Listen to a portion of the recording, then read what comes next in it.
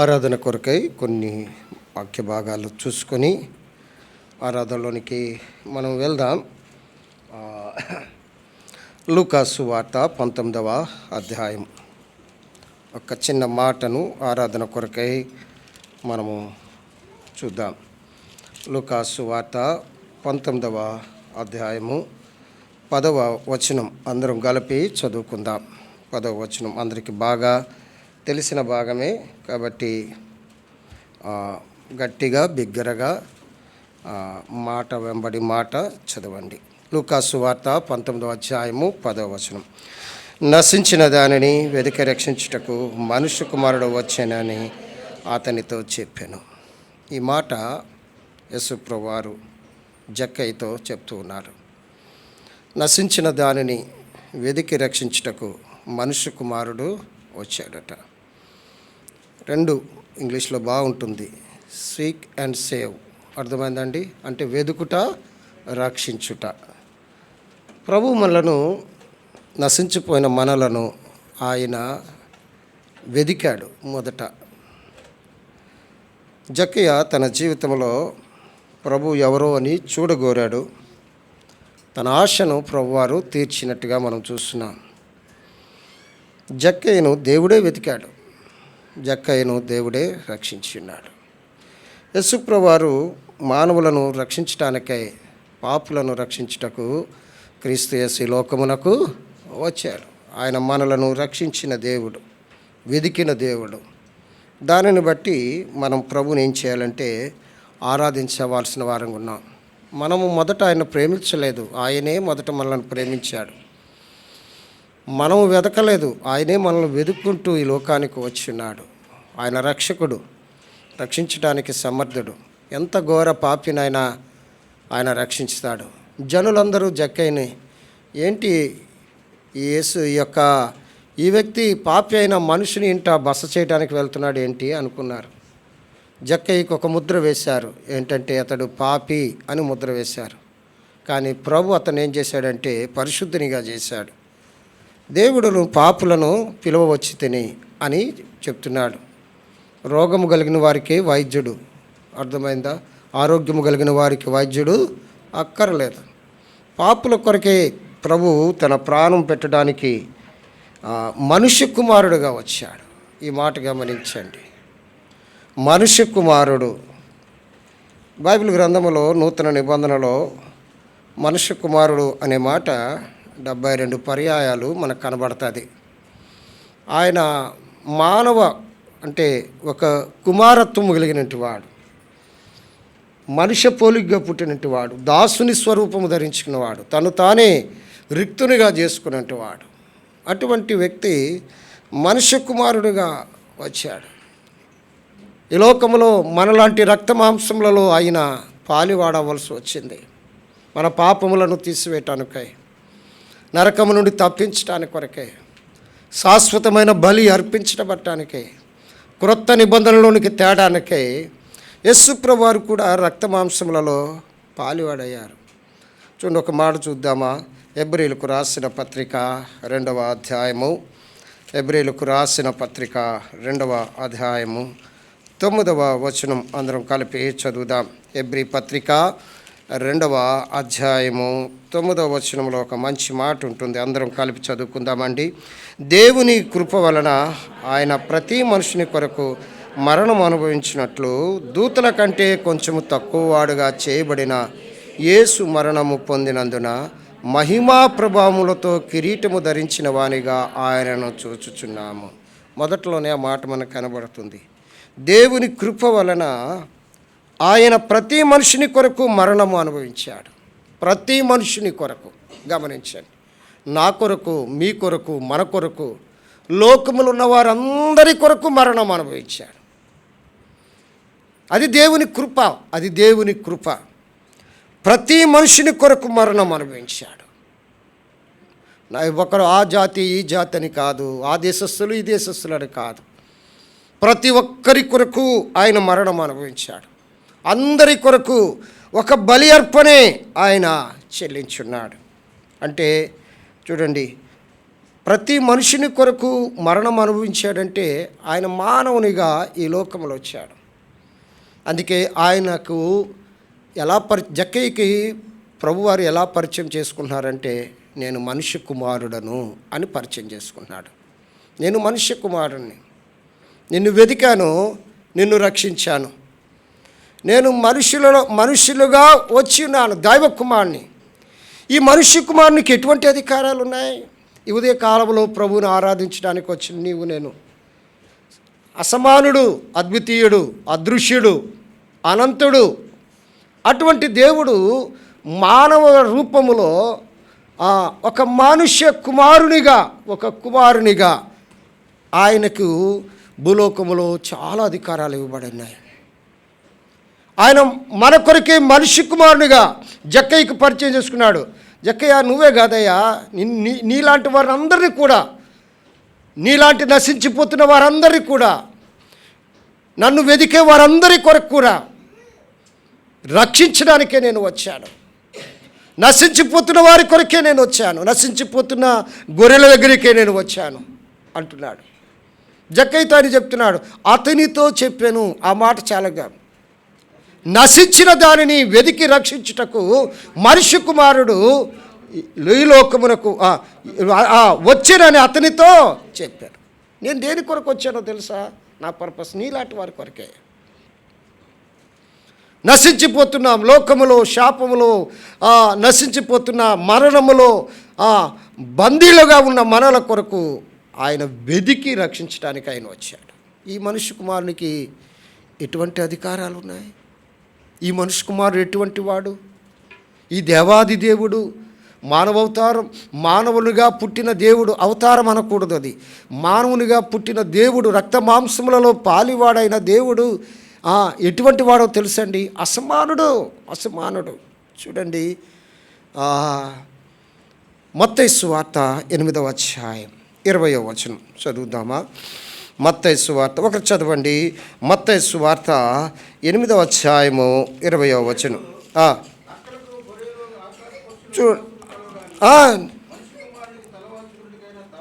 ఆయన మన కొరకు వెదికి రక్షించడానికే ఈ మనుష్య కుమారునికి స్థలం కూడా లేదు. ఈ మనుష్య కుమారునికి స్థలం కూడా లేదు. చూడండి ఏమంటాడు చూడండి. అందుకు యేసు, నక్కలకు, బొరియలను, ఆకాశ పక్షులకు నివాసాలు ఉన్నాయి, కానీ మనిషి కుమారుడు తలవాల్చుకుంటకు స్థలం. నీ కొరకు నా కొరకు స్థలము లేనివాడుగా. అంతా ఆయనదే. చిన్న ఆ పశువుల అస్సాలలో ఆ యొక్క స్థలము లేనివాడుగా. ఆయన పుట్టినప్పుడు స్థలము లేదు, ఆయన తలవాల్చుకోవటానికి స్థలము లేదు.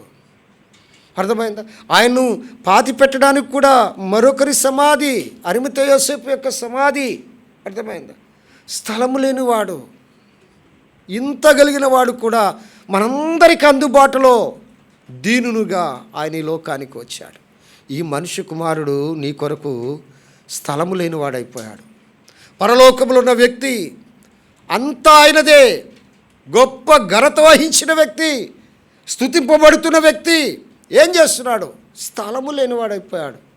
నీకు స్థలం ఇవ్వటానికి, నాకు స్థలం ఇవ్వటానికి, మనకు స్థలం ఇవ్వటానికి మనుష్య కుమారునికి నీ కొరకు ఆయన చేసిన మొదటి పని ఏంటో తెలుసా?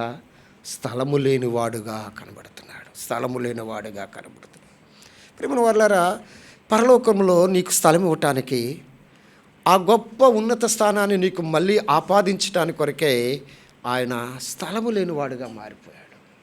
ఆ మనిషి కుమారుడు, నక్కలకు బొరియలు ఉన్నాయి, ఆకాశ పక్షులకు కూడా గూళ్ళు ఉన్నాయి, నివాసాలు ఉన్నాయి, కానీ మనిషి కుమారునికి తలవాల్చుకుంటకట. చూడండి ఎంత మంచి మాట.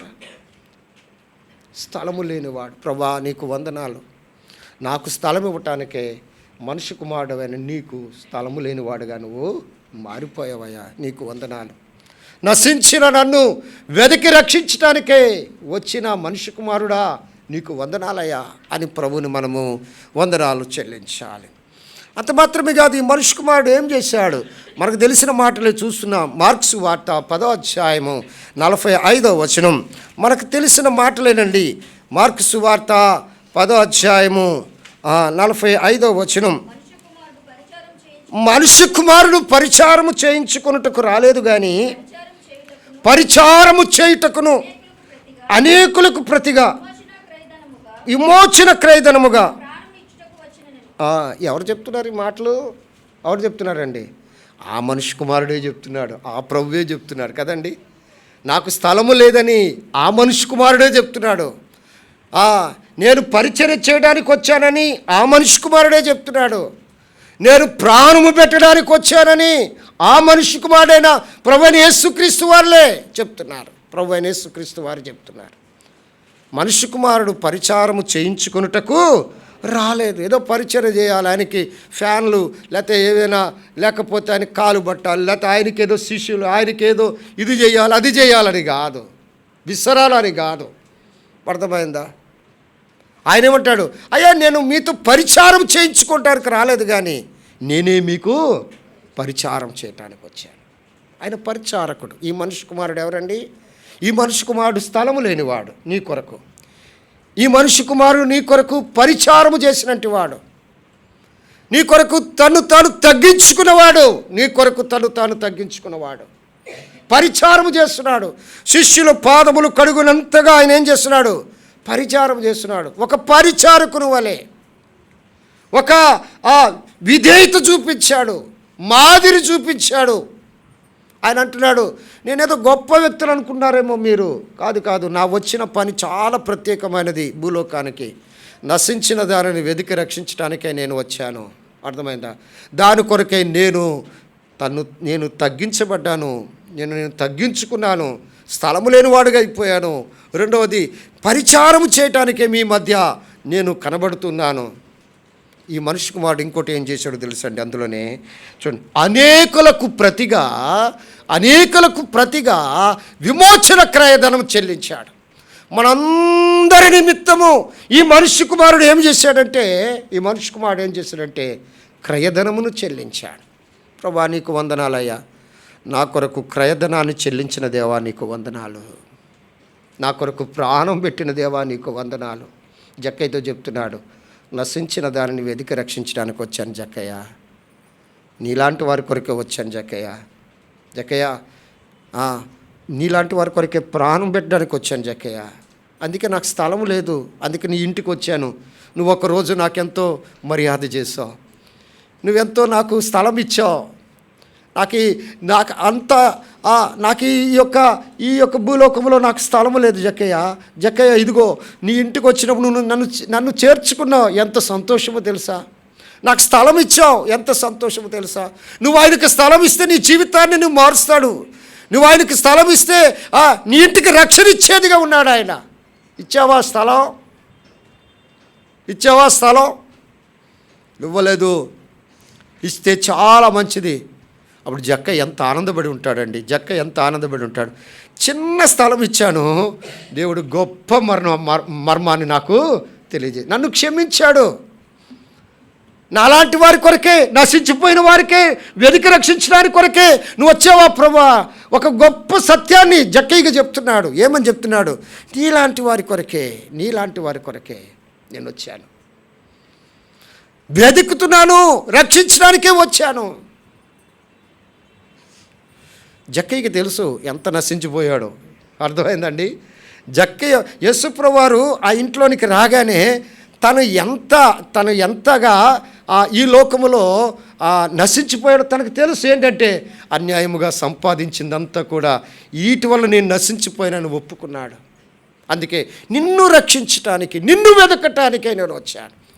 ఈ మనుష్య కుమారునికి స్థలము లేదు, ఈ మనుష్య కుమారుడు పరిచారకుడు, ఈ మనుష్య కుమారుడు ప్రాణమును క్రయధనముగా పెట్టినట్టు వాడు, మన కొరకు ప్రాణమును క్రయధనముగా పెట్టినట్టు వాడు. అంత మాత్రమే కాదు, ఈ మనుష్య కుమారుడు ఇంకే పని చేశాడు చూడండి. మత్తయి సువార్త 17వ అధ్యాయం, మత్తయి సువార్త 17వ అధ్యాయము 22వ వచనం. మత్తయి సువార్త చదువమ్మా 17:22.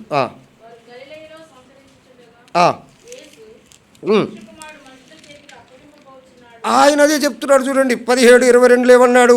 మత్తయి సువార్తలో చదవమ్మా. ఆయన గలిలయలో సంచరించుండగా వారు గలిలయలో సంచరించుండగా యేసు మనుష్య కుమారుడు 23 కూడా వారు ఆయన్ను చంపుదురు, 3వ దినమున ఆయన లేచునని వారితో చెప్పగా బహుగా దుఃఖపెట్టారు. చూడండి, ఎవరు చెప్తున్నారు ఈ మాటలు? ఆ మనుష్య కుమారుడే, ఆ ప్రభువారే చెప్తున్నారు. ఏమని చెప్తున్నారు? చూడండి ఏమని చెప్తున్నాడు? మనుషుల చేతికి అప్పగింపబడుచున్నాడు. మనుషుల చేతికి ఏమవుతున్నాడండి? ఈ మనుష్య కుమారుడు నీ కొరకు నా కొరకు అప్పగింపబడ్డాడు. అందుకే బల్లోకి వచ్చినాడు. మనం ఎప్పుడు ఒక మాటను జ్ఞాపకం, ఆయన అప్పగింపబడిన రాత్రి అప్పగింపబడ్డాడు నీ కొరకు. ఆయన నీ కొరకు అప్పగింపబడ్డాడు, అప్పగించుకున్నాడు. ఒక మాటలో చెప్పాలంటే తను తానే అప్పగించుకున్నాడు. ఆ యొక్క వ్యక్తిని మనం ఏం చేయాలి? ప్రభువా, నా కొరకు నువ్వు అప్పగింపబడ్డావయ్యా, నీకు వందనాలయ్యా. నా కొరకు స్థలము లేనివాడుగా ఉన్నావయ్యా, నీకు వందనాలయ్యా. నశించిన నన్ను వెదికి రక్షించావయ్యా, నీకు వందనాలయ్యా. నా కొరకు పరిచారకునిగా వచ్చావయ్యా, నీకు వందనాలయ్యా. నా కొరకు క్రయధనమును నీ ప్రాణమునే పెట్టావయ్యా, నీకు వందనాలయ్యా. నా కొరకు నువ్వు అప్పగించబడ్డావు, నా కొరకు. చూడగా ఎంత మంచి మనుష్య కుమారుడు ఏమవుతున్నాడండి? 22వ వచనంలో మనుషుల చేతికి అప్పగింపబడుతున్నాడు. నీ కొరకు నా కొరకు ఆయన అప్పగింపబడ్డాడు. ఉదయకాలంలో ప్రభువును ఆరాధించడానికి వచ్చి నీవు నేను ప్రభు జక్కయ్యతో ఒక గంభీరమైన సత్యాన్ని చెప్తున్నాడు. జక్కయ్య, ఆ ముగింపు ఎంత బాగుందండి. ఆ కథలో ఆ ముగింపు ఎంత బాగుంటుందో తెలుసా? ఒక చక్కని చూడండి, ఒక చిన్న కథ చెప్పిన తర్వాత, సండే క్లాసులో చిన్న కథ చెప్పిన తర్వాత ఆఖరిలో ఒక నీతి చెప్తారు మర్చిపోకుండా. అంత కథంతా చెప్పిన తర్వాత సండే క్లాస్ బిడ్డలకి ఆఖరిగా ఒక నీతి చెప్తారు. కథలో ఆ నీతిని వారు గుర్తించడానికే ఆ నీతిని పదే చెప్తారు. అలాగే జక్కయ్య కథలో ఆ యొక్క సంఘటనలో ఒక చక్కని నీతిని ప్రభువారు చెప్తున్నారు. ఏంటంటే, నశించిన దానిని వెదికి రక్షించుటకు మనుష్య కుమారుడు ఈ లోకానికి. ఎటువంటి వాడు ఈ మనుష్య కుమారుడు? స్థలము లేనివాడు. ఎటువంటి వాడు ఈ మనుష్య కుమారుడు? పరిచర్య చేసినట్టు వాడు. ఎటువంటి వాడు ఈ మనుష్య కుమారుడు? క్రయధనముగా ప్రాణమును పెట్టినట్టు వాడు. ఎటువంటి వాడు ఈ మనుష్య కుమారుడు? నీ కొరకు నా కొరకు అప్పగించబడినట్టు వాడు. నీ కొరకు నా కొరకు అప్పగించబడిన వాడుగా ఉన్నాడు. అంత మాత్రమే కాదు, చూడండి ఒక మంచి మాట చదువుదామా? తెలిసిన మాటలే. యోహాను సువార్త 3వ అధ్యాయము 14వ వచనం. యోహాను సువార్త 3వ అధ్యాయం 14వ వచనం. అరణ్యములో మోషే సర్పమును ఎలాగు ఎత్తెనో అలాగే విశ్వసించు ప్రతివాడును నశింపక ఆయన ద్వారా నిత్య జీవము. ఎవరి ద్వారా నిత్య జీవము లేదు, ఆయన ద్వారా నిత్య జీవం పొందినట్లు మనుష్య కుమారుడు ఎత్తబడవను. ఈ మాట ఎవరు చెప్పారు? ప్రభువే. ఆ మనుష్య కుమారుడు చెప్పాడు. ఆయన ద్వారానే నిత్య జీవం, మరి ఎవరి ద్వారా లేదు. నువ్వు వెతుకుతున్నావేమో, వేరు దారులు వెతుకుతున్నావేమో, మోక్షానికి వేరే మార్గాలు వెతుకుతున్నావేమో, వేరే దారులు గుండా మోక్షానికి పోవాలనుకుంటున్నావేమో. లేదు. ప్రభువారు చెప్తున్నారు, నేనే మార్గం, నేనే జీవం, నేనే సత్యం. ఆయన ద్వారా నిత్య జీవం. ఆయన ద్వారా మనకు నిత్య జీవం కలగాలి అంటే మనుష్య కుమారుడు ఏమవ్వాలండి? ఎత్తబడాలి. చూడండి ఎంత మంచి మాట ఉంది చూడండి. అరణ్యములో మోషే సర్పమును ఎలాగూ ఎత్తనో అలాగే విశ్వసించు ప్రతివాడును నశింపక ఆయన ద్వారా నిత్య జీవం పొందినట్లు మనుష్య కుమారుడు. ఇది నికోదేముతో చెప్తున్నాడు, నేను ఎత్తబడాలి, కలువరి శిలువలో ఎత్తబడాలి. అర్థమైందా? ఇశ్రాయేలు ప్రజలు నశించిపోతున్నప్పుడు ఒక ఇత్తడి సర్పాన్ని నిలబెట్టారు.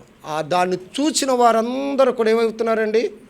బ్రతుకుతున్నారు. చూచిన వారందరూ ఈ యొక్క వారు ఇంకా చనిపోతారనగా ఆ ప్రక్కన చూడు అదిగో అదిగో అదిగో కనబడుతుందా అది చూస్తే నువ్వు బ్రతుకుతావయ్యా అంటే ఆడికి అప్పటికే విషయంతో వాడు ఏమవుతాడంటే కళ్ళు ఆ మైకము కమ్ముతున్నప్పుడు కూడా ఏం చేస్తున్నాడు, ఒక్కసారి చూడు, ఇదిగో ఇదిగో ఇదిగో ఇదిగో ఇదిగో, ఒక్కసారి ఆ శిలువ వైపు చూడు, ఒక్కసారి శిలువ వైపు చూడు, ఆ శిలువ వైపు చూస్తే నువ్వు బ్రతుకుతావు.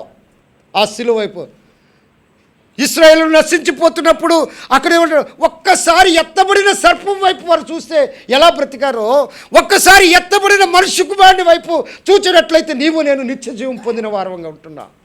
నీవు నేను నిత్య ఆడు చూడకపోతే బలవంతంగా చూపిస్తాడు, చూడు చూడు అదిగో అదిగో అదిగో అదిగో అంటే వాడు చూస్తే ఏమవుతున్నాడు, బ్రతుడు. ఆడు బ్రతికాడంటే ఆడు చూచాడని అర్థం. నువ్వు శిలువ వైపు చూస్తే నువ్వు బ్రతుకుతావు, వేరే వైపు చూస్తే నువ్వు బ్రతకో, నీకు జీవము లేదు, నీకు నరకమే. ఆ శిలువ వైపు చూచినప్పుడు ఇదిగో నేను ఎత్తబడతాను. మోషే సర్పమును ఎలా ఎత్తాడో అరణ్యములో నేను కూడా మనుషులందరి కొరకు ఎత్తబడతాను. భూమి యొక్క ఆ నడిమి మధ్యలో నేను ఎత్తబడేవాడుగా ఉన్నాను. ఆయన వైపు చూసావా, నువ్వు రక్షింపబడ్డావు. ఆయన వైపు చూసావా, నీ పాప క్షమాపణ దొరుకుతుంది. ఆయన వైపు చూసావా, నిత్య జీవమును పొందుతావు. అందుకు ప్రభువును ఆరాధించాలి, అందుకు నువ్వు ప్రభువును ఆరాధించాలి.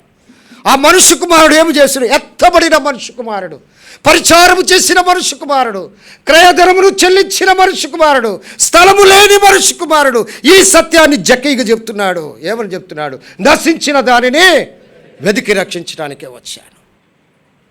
ఎత్తబడిన మనుష్య కుమారుడు ప్రభువారే చెప్తున్నారు, ఎత్తబడిన మనిషి కుమారుడు.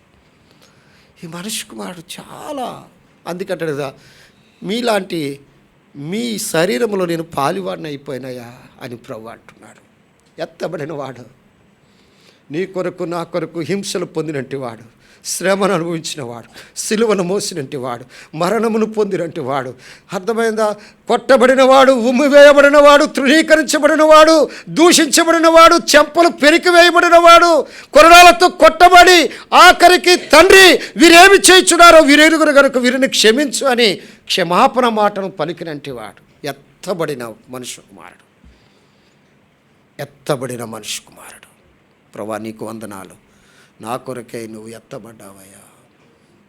ఆ కలువరి సిలువలో అందరూ చూస్తుండగా నా శిక్షను నువ్వు భరించావు, నీకు వందనాలు. ఏమిచ్చి నిన్ను ఘనపరచగలనయ్యా, ఏమిచ్చి నిన్ను మహిమపరచగలనయ్యా. నశించిపోయిన నా కొరకు నువ్వు ఎత్తబడ్డావు, నశించిపోయిన నా కొరకు స్థలము లేని వాడివైపోయావు, నశించిపోయిన నా కొరకు పరిచారకుడిగా వచ్చావు, నశించిపోయిన నా కొరకు క్రయధనమును ప్రాణముగా పెట్టావు, నశించిపోయిన నా కొరకు అప్పగింపబడ్డావు, నశించిపోయిన నా కొరకు నువ్వు కలువరి సిలువలో ఎత్తబడ్డావయ్యా. నీకు వందనాలని ప్రభువుని ఆరాధించి నీ రక్షణ కొరకే ఆయన చేసిన ఆ గొప్ప కార్యాన్ని బట్టి ప్రభువుని మనం స్తుతించే వారంగా ఉంటాం. అంత మాత్రమే కాదు, ఈ మనుష్య కుమారుని యొక్క రాజ్యం ఎలా ఉండి చూడండి. దానియేలు పుస్తకం 7వ అధ్యాయం, దానియేలు పుస్తకం 7వ అధ్యాయము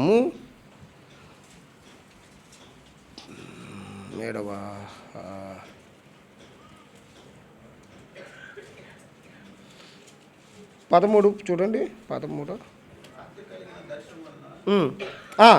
వచనం, 13, 14 వచనాలు. దానియేలు గ్రంథం 7వ అధ్యాయం 13, 14 వచనం. దానియేలుకి అప్పుడే ఒక దర్శనము కలిగింది. నేను ఇంకా చూచుచుండగా ఆకాశం మేఘారుడై మనుష్య కుమారుని పోలిన ఒకడు ఆ మహారుద్ధుడగు వాని సన్నిధిని ప్రవేశించి ఆయన సముఖమునకు తేబడెను. సకల జనులను, రాష్ట్రములను, ఆయా భాషలు మాట్లాడువారును ఆయన సేవించినట్లు ప్రభుత్వమును, మహిమయు, ఆధిపత్యమును ఆయనకి ఇయ్యబడెను. ఆయన ప్రభుత్వము శాశ్వతమైనది, అది ఎన్నటికి తొలగిపోదు.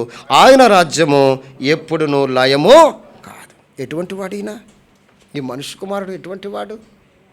దానియేలు గ్రంథంలో ప్రత్యక్షపరచబడుతున్నాడు దానియేలుకి. ఈ మనుష్య కుమారుని పోలిన ఒక వ్యక్తిని చూస్తున్నాడు దానియేలు. చూస్తూ ఏమన్నాడు తెలుసా? ఒక మాట చెప్తున్నాడు. ఏమన్నాడంటే, మహిమ, ఆధిపత్యము ఆయనకి ఇవ్వబడింది. ఆయన ప్రభుత్వము శాశ్వతమైనది. ఆయన ప్రభుత్వము శాశ్వతమైనది, అది ఎన్నటికీ కూడా తొలగిపోదు. శాశ్వతమైన రాజ్యములో నిన్ను ఉంచడానికే ఆ మనిషి కుమారుడు నీ కొరకే ఏర్పాటు చేస్తున్నాడు. నీ కొరకు ఏర్పాటు చేస్తున్నాడు. అదే నీ రక్షణ. నీ రక్షణను బట్టి నువ్వు దేవుణ్ణి ఏం చేయాలండి? స్తుతించాలి, ఆరాధించాలి. ఆయన రాజ్యం, ఆ మనుష్య కుమారుని రాజ్యము ఎప్పటికీ కూడా లయము కాదు, శాశ్వతమైనది. శాశ్వత రాజ్యములో ఉండాలని ప్రభు నిన్ను రక్షించడానికే, నశించిపోయిన నిన్ను రక్షించడానికి ఆయన వచ్చాడు. జక్కయ్య అయితే సత్యం చెప్తున్నాడు. జక్కయ్య, ఈ రాజ్యము అశాశ్వతమయ్యా, శాశ్వతమైన రాజ్యం ఒకటి ఉంది. ఆ రాజ్యములోనికి నశించిపోతున్న నీలాంటి నశించిపోతున్న వారందరిని తీసుకెళ్ళడానికి నేను వచ్చానయ్యా. ఆ రాజ్యము లయము కాదు, శాశ్వతమైనది. ఇంకో మాట చూద్దామా? చూడండి, మత్తయి సువార్త 16వ అధ్యాయం ముగించుకుందాం. మత్తయి సువార్త 16వ అధ్యాయం 27వ వచనం. మత్తయి సువార్త 16వ అధ్యాయము 27వ వచనం. మనుష్య కుమారుడు